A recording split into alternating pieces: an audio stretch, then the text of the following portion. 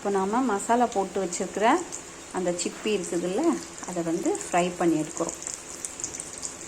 அதாவது எதுக்காக பக்கத்தில் நான் ஒரு கேண்டில் கொளுத்தி வச்சுருக்கேன்னா, பொதுவாகவே நீங்கள் வந்து இந்த மாதிரி மீன், அதாவது ஃபிஷ் ஐட்டம் வந்து பொரிக்கும்போது அந்த ஸ்மெல்லு வந்து வீட்டுக்குள்ளே நிற்காமல் இருக்கிறதுக்காக ஒரு கேண்டில் கொளுத்தி வச்சுருக்கேன். இந்த கேண்டில் கொளுத்தி வச்சா அந்த மீனோட ஸ்மெல் வந்து வீட்டுக்குள்ளே நிற்காது. அதுக்காக தான் அதை கொளுத்தி வச்சுருக்கேன். ஃப்ரை ஆயிடுச்சு.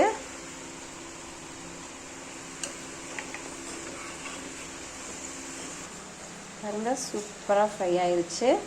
நல்லா கிறிஸ்பியாகவும் சாப்பிட்றதுக்கு கொஞ்சம் சாஃப்டாகவும் நல்லாயிருக்கும், டேஸ்ட்டாக இருக்கும். இதை மாதிரி கிடைச்சா நீங்களும் செய்து பாருங்கள். இது வந்து மற்ற கடற்கரை ஊர்களில் மட்டும்தான் கிடைக்கும், மற்ற இடங்களில் கிடைக்கிறது ரொம்ப டவுட்டு தான். இந்த மாதிரி உங்களுக்கு டேஸ்ட் பண்ணதுக்கு வாய்ப்பு கிடைச்சா சாப்பிட்டு பாருங்கள். வீடியோ பிடிச்சிருந்தா லைக் பண்ணுங்கள், ஷேர் பண்ணுங்கள், கமெண்ட் பண்ணுங்கள், மறக்காமல் சப்ஸ்கிரைப் பண்ணுங்கள். பாய்.